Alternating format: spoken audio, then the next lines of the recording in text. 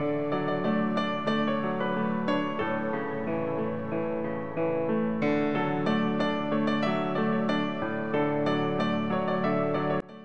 friends, welcome back to my channel Modern Tamilachi. எல்லாரும் சூப்பரா இருக்கீங்க அப்படினு நம்புறேன்.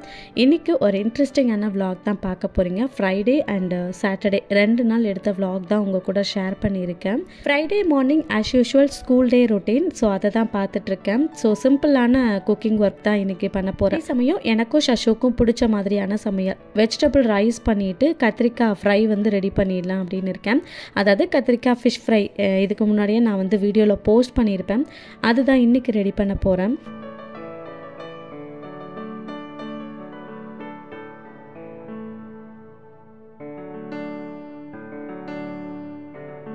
மார்னிங் சீக்கிரம் எழுந்திரிச்சாலும் லேட்டாக எழுந்திரிச்சாலும் எப்போவுமே காலையில் தான் காய் கட் பண்ணுவேன். முன்னாடியே வந்து ப்ரீ பிளானாக கட் பண்ணி வைக்க மாட்டேன்.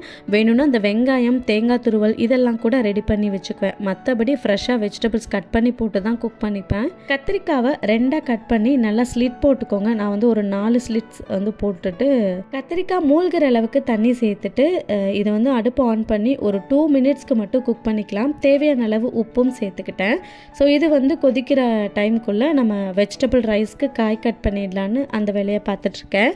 இப்போ அடுப்பு ஆன் பண்ணிட்டு குக்கர் சூடானதும் ஒரு 2 டீஸ்பூன் அளவு நெய் சேர்த்துட்டு பட்டை லவங்கம் ஏலக்காய் பிரிஞ்சி லீஃப் இதெல்லாமே சேர்த்துட்டு இதெல்லாமே நல்லா பொரிஞ்சதுக்கு அப்புறமா கட் பண்ணி வச்சிருக்க வெங்காயம் சேர்த்துக்கிறேன். நீல வாக்கில் கட் பண்ணி வச்சிருக்க வெங்காயம் ஒரு வெங்காயம் வந்து சேர்த்துருக்கேன். இந்த பக்கம் கத்திரிக்காய் நல்லா கொதிச்சிடுச்சு. அடுப்பு ஆஃப் பண்ணி வச்சுட்டேன். வெங்காயம் நல்லா வதங்கினதும் ஒரு தக்காளி நீல வாக்கில் கட் பண்ணி சேர்த்துட்டு தேவையான அளவு உப்பும் சேர்த்து நல்லா வதக்கி விட்டுக்கலாம்.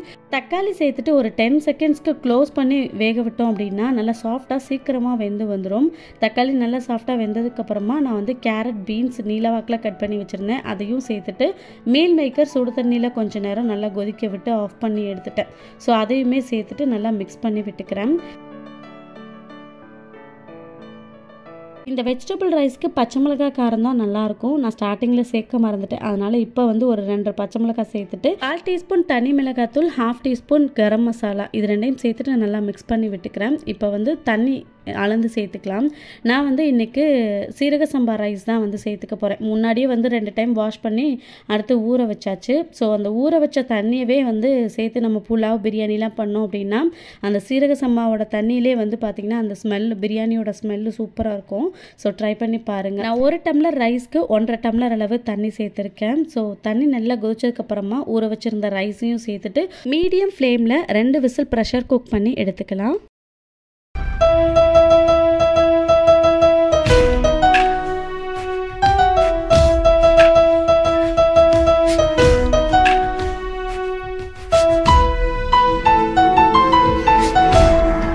மார்னிங் குக் பண்ணி முடித்த உடனே சஷுவை ஸ்கூலுக்கு அனுப்பிச்சிட்டு ரெஃப்ரெஷ் ஆகிட்டு வந்துட்டு தான் மற்ற வேலையை கிச்சனில் ஸ்டார்ட் பண்ணேன். குக் பண்ண பாத்திரம் எல்லாமே சிங்கில் அப்படி இப்படியே கிடந்தது. சரி கையோடு எல்லாத்தையுமே எடுத்து வேறு பாத்திரத்துக்கு மாற்றிட்டு மீதி இருக்கதே வந்து வாஷ் பண்ணி எடுத்து வச்சிடலான்னு அந்த வேலையை பார்த்துட்டு இருந்தேன். அதிக காரம் இல்லாமல் மைல்டாக தான் பண்ணியிருந்தேன். சூப்பராக இருந்தது டேஸ்ட்டு.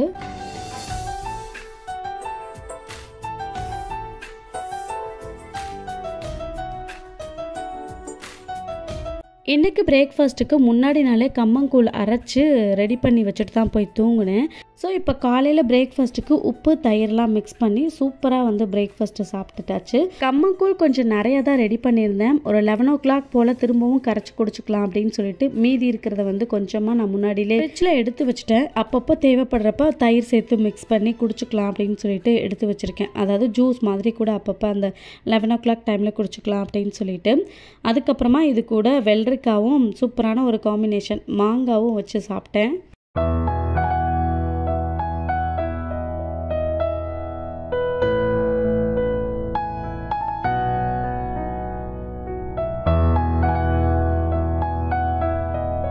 அடிக்கிற வெயிலுக்கு அப்பப்போ ஏதாவது சில்லுன்னு ஜூஸாக சாப்பிடணும் அப்படின்னு தான் தோணுது. அதனால் சப்ஜா சீட்ஸ் ஊற வச்சுருக்கேன். இந்த சப்ஜா சீட்டில் நிறைய வந்து ஹெல்த் பெனிஃபிட்ஸ் இருக்குது. அதிகமான ஃபைபர் கண்டென்ட் இது மாதிரி எக்ஸ்ட்ரா நிறைய சொல்லிகிட்டே போகலாம். அந்த அளவுக்கு சத்து அதிகம் இருக்குது. ஸோ ஃபீடிங் டைம் சாப்பிடலாமான்னு கேட்டிங்க, தாராளமாக சாப்பிடலாம். கிருஷ்ணன் குட்டிக்கு ஹெல்த் மிக்ஸ் தான் வந்து காய்ச்சி வச்சுருந்தேன். ஸோ அது வந்து சூடு ஆறிட்டுருக்கிறதுக்குள்ளே அவரை வந்து ரெஃப்ரெஷ் ஆக்கி விட்டுட்டு அதுக்கப்புறமா ஹெல்த் மிக்ஸ் ஊட்டி விட்டுட்டேன். எப்போவுமே காலையிலே குளிப்பாட்டிடுவீங்களா அப்படின்னு கேட்டிங்க. காலையில் திருஷன் எழுந்திரிச்சோடனே அவனோட காலைக்கடனை முடிக்கிறதுக்கு கொஞ்சம் நேரம் வெயிட் பண்ணுவேன். ஸோ அப்படி முடிச்சிட்டான் அப்படின்னா உடனே குளிப்பாட்டி அவனை ரெடி பண்ணிவிடுவேன். அப்படி இல்லைன்னா கொஞ்சம் டிலே பண்ணி தான் குளிக்க வைப்பேன். ஏன்னா குளிக்க வச்சிட்டோம் அப்படின்னா மோஷன் போகிறதுக்கு லேட் பண்ணுவான். ஈவினிங் இல்லை நைட் அந்த மாதிரி தான் ஆகும். ஸோ ஷெட்யூல் வந்து மாறுது அப்படின்றதுனால ஸோ அந்த டைம் மட்டும் கொஞ்சம் வெயிட் பண்ணி தான் குளிப்பாட்டுவேன். பட் ரெகுலராக காலையில் வந்து போயிடுவான். ஏய் எதுக்கு ஏங்கிற? பொம்மை எங்கம்மா? பொம்மை அழகா இருக்கடி. ஒரு சில மாம் வந்து நிறைய பேர் சாலிட் ஸ்டார்ட் பண்ணோடனே குழந்தை மோஷன் போக ரொம்ப சிரமப்படுறான் அப்படின்னு சொல்லியிருந்தீங்க. நான் திருஷனுக்கு காலையில் எழுந்திரிச்சோடனே பார்த்தீங்கன்னா அவனுக்கு வார்ம் வாட்டர் கொடுத்துருவேன். எம்டி ஸ்டொமக்கில் நான் ஃபீட் பண்ணுறனோ இல்லையோ அது கொடுத்துருவேன். அப்படி ரொம்ப உங்களுக்கு வந்து அது வார்ம் வாட்டர் கொடுத்தும் சரியாகலை அப்படின்னா திராட்சை தண்ணி இருக்கு இல்லையா, ஸோ அதை ஊற வச்சு வடிகட்டி அந்த தண்ணியை குழந்தைங்களுக்கு கொடுங்க. அதுலேயும் இந்த சம்மர் டைமுக்கு அடிக்கடி தண்ணி நிறையவே கொடுத்துட்டே இருக்கணும்.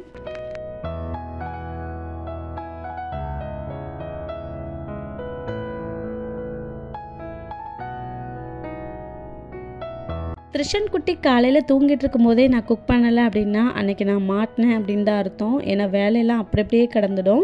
ஏன்னா அவன் முழிச்சிருக்கும் போது என்னை எந்த வேலையுமே பார்க்க விட மாட்டான். இல்லைனா இந்த மாதிரி கையில் வச்சுட்டே தான் குக் பண்ணுற மாதிரி இருக்கும். சரி கத்திரிக்காய் பொரியல் தானே அவனை கையில் வச்சுட்டே பண்ணிடலாம் அப்படின்னு சொல்லிட்டு அதை தான் பண்ணிகிட்ருக்கேன். இப்போ கத்திரிக்காய் வந்து ஸ்லிட்ஸ் போட்டு வேக வச்சுருந்தோம் இல்லையா, சஷுவுக்கு மட்டும் காலையில் ஸ்கூல் டைம் போகிறப்போ ஃப்ரை பண்ணி கொடுத்து விட்டுட்டேன். எனக்கு வந்து கொஞ்சம் டிலே ஆகிடுச்சு. கொஞ்ச நேரம் அவரை வண்டியில் போட்டுட்டு ஃப்ரை பண்ணி எடுத்துடலாம் அப்படின்னு சொல்லிட்டு மசாலா பார்த்திங்கன்னா குழம்பு மசாலா, தனி மிளகாத்தூள் கொஞ்சமாக சேர்த்துருக்கேன், அப்புறம் கரம் மசாலா, அப்புறம் காஷ்மீர் சில்லி இதெல்லாம் கொஞ்சமாக சேர்த்துட்டு நல்லா மிக்ஸ் பண்ணியிருக்கேன். தோசைக்கல்லில் போட்டு ரெண்டு பக்கமும் நல்லா ஃபிஷ் ஃப்ரை பண்ணுற மாதிரி ஃப்ரை பண்ணி எடுத்துட்டோம் அப்படின்னா சூப்பராக ரெடி ஆகிடும்.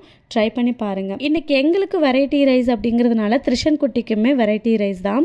புழுங்கல் அரிசியில் பொங்கல் தான் ரெடி பண்ணுறேன். கொஞ்சம் மிளகு சீரகம்லாம் போட்டுட்டு நெய் கொஞ்சமாக ஊற்றிட்டு ஒரு 4 விசில் பக்கம் விட்டு எடுத்தோம் அப்படின்னா நல்லா குழைவாக ரெடி ஆயிடும். கையிலே மசிச்சு ஊட்டி விட்டுடலாம். ஸோ இதில் இஞ்சி துருவி சேர்த்துக்கோங்க. நான் இஞ்சி வந்து தட்டி சேர்த்துருக்கேன். அந்த வீடியோ எடுக்காமல் விட்டுட்டேன்.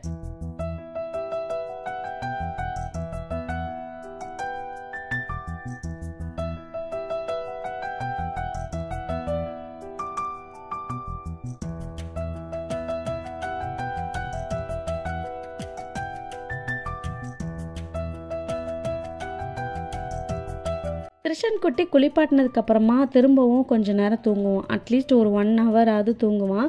சில நேரம் 1/2 hour தான் தூங்குவான். டே டைமில் ஸ்லீப்பிங் ரொம்ப கம்மியாயிடுச்சு. அதனால் என்னால் வேலையே பார்க்க முடியல. ஏன்னா அவனே தூக்கி வச்சுட்டே இருக்கிற மாதிரி இருக்குது. ஸோ அவன் தூங்குற அந்த 1/2 hourல வந்து நான் சாப்பிட்டு முடிச்சுட்டு மற்ற எல்லா வேலைகளும் கடகடன்னு முடிச்சிடுவேன்.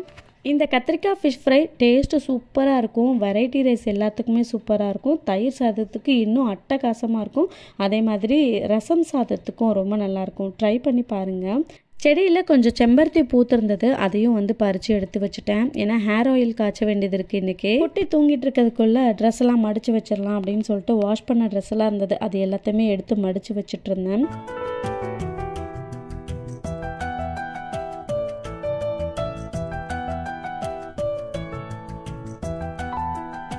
இந்த வீக் ஃபுல்லாகவே பூஜை பாத்திரம் சீக்கிரமாக வாஷ் பண்ணணும்னு நினச்சிட்டே இருந்தேன். பட் அதுக்கான டைம் வந்து கிடைக்கவே இல்லை. பட் ஃப்ரைடேவே வந்துருச்சு. வேறு வழி இல்லாமல் இன்றைக்கே வாஷ் பண்ணி வச்சிடலாம் அப்படின்னு சொல்லிட்டு பூஜை பாத்திரம் எல்லாத்தையும் வாஷ் பண்ணி எடுத்து வச்சிட்ருக்கேன். எப்போவுமே டியூஸ்டே, தேர்ஸ்டே, ஃப்ரைடே இந்த 3 நாளை தவிர்த்து மற்ற எந்த நாள் வேணாலும் பாத்திரத்தை வந்து பூஜை பாத்திரத்தை வாஷ் பண்ணி எடுத்து வச்சிருவேன். அது என்னவோ தெரியல, நம்ம டெய்லி விளக்கேற்றும் போது கூட ஒரு ஃபீல் கூட இருக்காது. பட் இந்த மாதிரி பூஜை பாத்திரத்தை நல்லா வாஷ் பண்ணிவிட்டு ஃப்ரெஷ்ஷாக சந்தன பொட்டெல்லாம் சாமிக்கு வச்சு விட்டுட்டு அன்னைக்கு விளக்கேற்றும் போது அன்னைக்கு டேவே ரொம்ப பிளஸ்டாக போகும். எப்போவுமே நான் பூஜை பொருளை புளி இல்லைன்னா லெமனில் வந்து கொஞ்சம் தண்ணியில் சேர்த்து ஊற வச்சு வாஷ் பண்ணுவேன். பட் இன்றைக்கி அந்தளவுக்கு டைம் இல்லை. அதனால் பார்த்தீங்கன்னா ஃபஸ்ட்டு சபீனா போட்டு வாஷ் பண்ணிவிட்டு அதுக்கப்புறமா புளி போட்டு தேய்ச்சி வாஷ் பண்ணி எடுத்துட்டேன். நிறைய பேர் சபீனா போட்டு வாஷ் பண்ணால் பூஜை பாத்திரம் பளிச்சுன்னு இருக்கும்னு சொன்னாங்க. பட் எனக்கு வந்து பார்த்திங்கன்னா ஷைனிங் இல்லாத மாதிரி இருக்கும். அதனால் பார்த்திங்கன்னா சபீனா போட்டு இன்றைக்கி வாஷ் பண்ணிவிட்டு புளி போட்டு நல்லா தேய்ச்சிட்டேன். ஸோ அதுக்கப்புறமா நல்லா அந்த ஷைனிங் கிடச்சிருச்சு. பேட்ரி டவுன் ஆகிடுச்சு. சரி மாதுளம்பழ ஜூஸ் போட்டுடலாம் அப்படின்னு சொல்லிட்டு ஈவினிங் போல் தான் போட்டேன். ஆக்சுவலாக வந்து காலையிலே போட்டு குடிக்கலான்னு தான் சப்ஜா சீட்ஸ் ஊற வச்சுருந்தேன். சரி ஒரு இதாக ஈவினிங் போட்டுக்கலாம் ஹஸ்பண்ட் வந்ததுக்கப்புறமா அப்படின்னு சொல்லிட்டு மாதுளப்பழ ஜூஸ் போட்டுட்டு சப்ஜா சீட்ஸ் இருந்தது ஊற வச்சது அதையும் சேர்த்து மிக்ஸ் பண்ணி எல்லாருக்கும் கொடுத்துட்டேன்.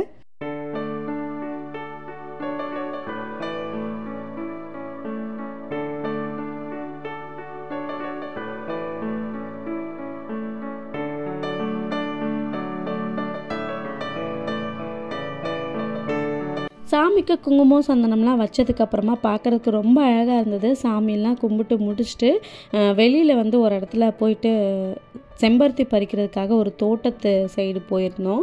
ஸோ ஒரு வீட்டில் வந்து ரெகுலராக பறிச்சிட்ருக்கோம். ஸோ அங்கே வந்து நிறைய கிடைக்கிது. ஸோ அங்கே பறிச்சிட்டு வந்து தான் ஹேர் ஆயிலுக்கு ரெடி பண்ணிகிட்ருக்கோம்.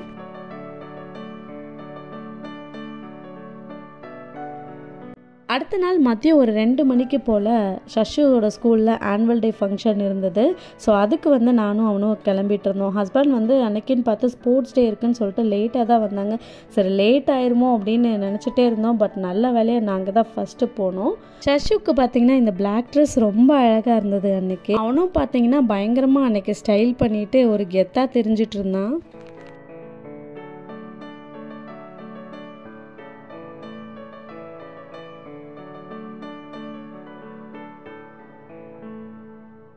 மதியம் நான் குக் பண்ணிகிட்டு இருக்கும் போதே பார்த்தீங்கன்னா என்னை போட்டு டார்ச்சர் பண்ணிட்டான். ஸ்கூலுக்கு லேட் ஆகிடுச்சு, டான்ஸ் ஆட முடியாது, லேட் பண்ணிட்டீங்க அப்படின்னு சொல்லிட்டு இருந்தான். பட் நாங்கள் தான் சீக்கிரமாகவே வந்தோம். ஃபஸ்ட்டாக வந்ததுனால ஃபஸ்ட் லைன்லேயே வந்து நமக்கு சீட்டும் கிடச்சிது.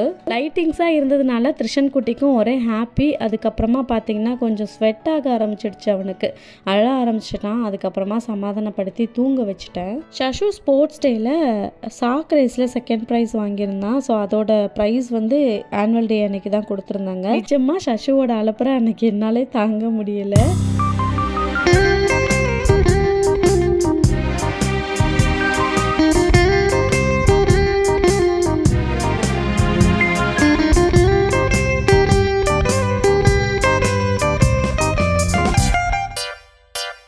குழந்தைங்களோட ப்ரோக்ராம் மட்டும் இல்லாமல் மதர்ஸ், ஃபாதர்ஸ் அண்ட் கப்பிள்ஸ்க்குலாம் கூட நிறைய கேம்ஸ் வச்சுருந்தாங்க. என்ன கேம் பார்த்தீங்கன்னா ஜஸ்ட் இருக்கு இல்லையா, அதை ஸ்ட்ரா வச்சு ப்ளோ பண்ணி அந்த பவுலில் கலெக்ட் பண்ணணும். மியூசிக் ஸ்டாப் ஆனோடனே எவ்வளோ கலெக்ட் பண்ணியிருக்கோம் அப்படிங்கிறது தான் காம்படிஷன். அதில் வந்து நான் தான் வின் பண்ணேன். அப்புறம் கப்பிள்ஸ் கேம் வச்சுருந்தாங்க. அதுலேயும் நானும் ஹஸ்பண்டும் பார்ட்டிசிபேட் பண்ணிவிட்டு அதுலேயுமே எங்கள் 2 பேருக்கும் தான் ஃபஸ்ட் ப்ரைஸ் கிடச்சிது.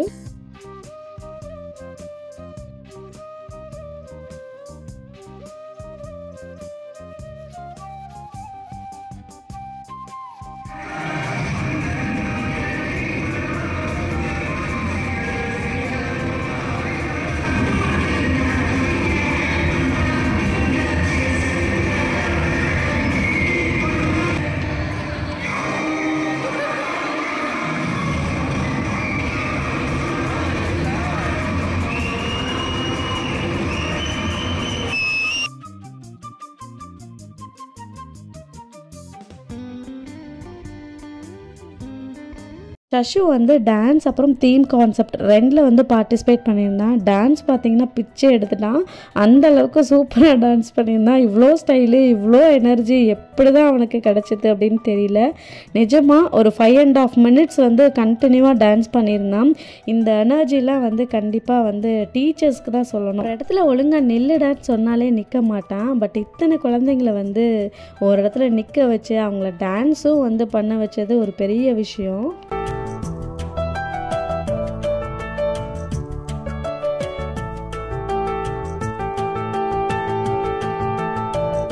ஃபாதர்ஸ்க்கான கேமும் ஆர்கனைஸ் பண்ணியிருந்தாங்க. எல்லாருமே பலூன் வந்து ப்ளோ பண்ணிவிட்டு கீழே வந்து அந்த பிளாஸ்டிக் கப்ஸை டெம்பிள் மாதிரி நல்லா அடுக்கி வைக்கணும். ஸோ அந்த மாதிரி தான் கேம் கொடுத்துருந்தாங்க.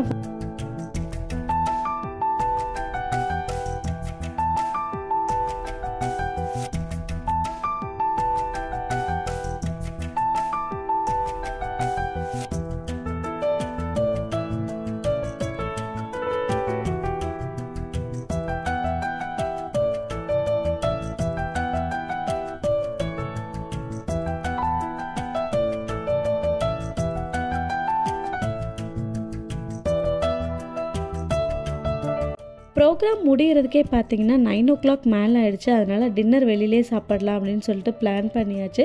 பக்கத்துலேயே ஒரு ஹோட்டலில் வந்து சாப்பிட்டோம். என்னோட பழைய vlog பார்த்தவங்களுக்குலாம் தெரிஞ்சிருக்கும். எப்போவுமே மார்னிங் டைம் எக்ஸசைஸ் பண்ணுவேன். ஸோ காலையில் சஷு வந்து குட்டி அப்போல்லாம் எழுந்திருக்கும் போது ஒரு டான்ஸோடு தான் ஸ்டார்ட் ஆகும். ஏன்னா அவன் டான்ஸ் பண்ணிக்கிட்டே தான் அவனை எழுப்பி விடுறது. அவனும் வந்து டான்ஸ் பண்ணுவான். ஸோ அந்த இன்ட்ரெஸ்ட் இப்போயும் அவனுக்கு இருக்குது அப்படின்னு தான் நினைக்கிறேன். பட் செகண்ட் குட்டி வந்ததுக்கப்புறமா பார்த்தீங்கன்னா அவனை பார்த்துக்கிறது, வீட்டு வேலை பார்த்துக்கிறது, பிஸ்னஸ் அப்படின்னு சொல்லிட்டு ரொம்ப டைட்டாக தான் ஷெட்யூல் டேலாம் வந்து போயிட்டுருக்கு.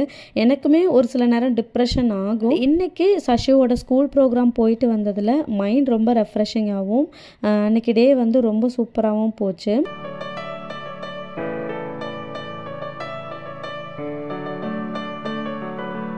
எனக்கு அந்த வீக் வந்து நல்ல ஒரு பூஸ்டப் ஆன மாதிரி ஆயிடுச்சு.